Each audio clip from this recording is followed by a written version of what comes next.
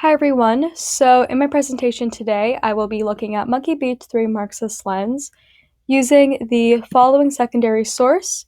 So this article is from Historical Materialism, which is a critical Marxist theory journal, and it is titled The Relationship Between Marxism and Indigenous Struggles and Implications of the Theoretical Framework for International Indigenous Struggles by Roxanne Dunbar Ortez.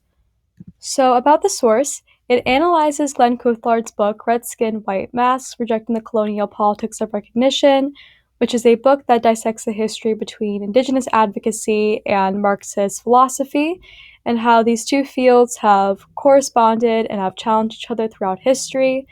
Both Coulthard and Dunbar Ortez also look at previous scholarship on this topic, and one of the books that they reference is David Weiss's The Development of Capitalism in the Navajo Nation, A Political Economic History. So Dunbar Ortez furthers his emphasis on Indigenous advocacy for self-determination outside the capitalist state, as conceived in settler colonial politics and economics in North America, and argues how the goal for self-determination in Indigenous groups, looking at examples from the Mohawk community in Ontario and the Navajo community in the southwest region of the United States, can be strengthened with Marxist sentiments. So these notions include things like growing class consciousness, understanding that colonialism is foundational to capitalist accumulation, which is an allusion to Lenin's stance that imperialism is a touchstone element of capitalism. And about Roxanne Dunbar Ortez, she is a writer and activist who is a prominent part of the women's liberation and American Indian movement, and claims that her mother was Indigenous but did not feel comfortable in expressing this identity because of her white tenant father. So it just shows how the tensions between European colonialism and Indigenous identities have a domestic and familial impact, and it's not just a research or theory topic. So her book, The Great Sioux Nation, was a crucial text at the first International Conference on Indigenous Peoples of the Americas, held at the UN, and she was a professor of ethnic studies at California State University. So the quote I chose for consideration is up on the screen. For the sake of time, I won't review the whole thing, but I want to reflect on the points that it brings up. So, Indigenous claims to land being viewed as a form of communism by settler American and Canadian officials reveals that Indigenous self-determination is perceived as not just a racialized threat to European colonialism, but has an economic inclination to it. So it is also perceived as a threat to the capitalist state. And Indigenous populations living in both cities and traditional lands should inspire Marxist thinkers and researchers of all schools of thought at large to include Indigenous people in their conception of a working class, and that Indigenous people are not a monolith, they're not just tied to the traditional lands, but are involved in a kind of, using a Marxist term here, a kind of proletariat. And now going into Monkey Beach. So the quote I have here above is from the beginning of the novel when Jimmy finds the passage in the Globe, which is a newspaper funded by the Canadian government, that they will give money to someone who is able to get a picture of a Sasquatch.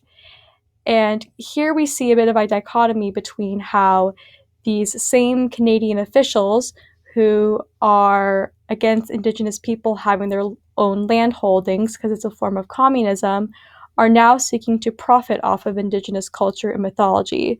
So there's a bit of an irony there, and it is reminiscent of Dunbar Ortez's recollection of Coulthard's argument that the Marxian focus on exploitation of labor as neglecting the capitalist exploitation of land and thereby of nature. So capitalism is not just having a negative effect on workers or on people, but of the land itself, which can inform Indigenous advocacy. So now going into Uncle Mick. Uncle Mick is very blatant throughout the text to be expressive of his politics and of his rejection of colonialism. So, in these following quotes, we see a direct reflection on the economic realities of settler colonialism through the taxation system on or off the reserves. And he comments on Canada's foundations being inherently linked to colonialism and Europeans exploiting Indians, which is a direct line from Uncle Mick, can draw parallels to the working class bourgeoisie dynamic that is fundamental to Marxist philosophy. So while terms like working class and bourgeoisie are, they're a little bit reductive, I think that binary can, and I think this is what Dunbar, Ortiz, and Coulthard believe, but that binary in Marxism can explain the relationship between indigenous groups and colonial settler colonists. So that's an interesting binary to reflect on. And this is a passage here where Lisa Marie is describing what Uncle Mick is wearing. And there is a reference to Leonard Peltier, who was a member of the American Indian movement. There's a reference to Columbus, Christopher Columbus, and 500 years of genocide and counting. So this idea that settler colonialism is not an event, it is a structure, it is ongoing. And Dunbar Ortiz talks about the American Indian movement in her article. And the American Indian movement was unique in how it took up a lot of Marxist sentiments and was against the privatization of traditional land holdings and did not accept any form of economic backing from the government. So this movement for Indigenous advocacy was strongly infused with a kind of Marxian economic angle. So here's the prompt I have for reflection.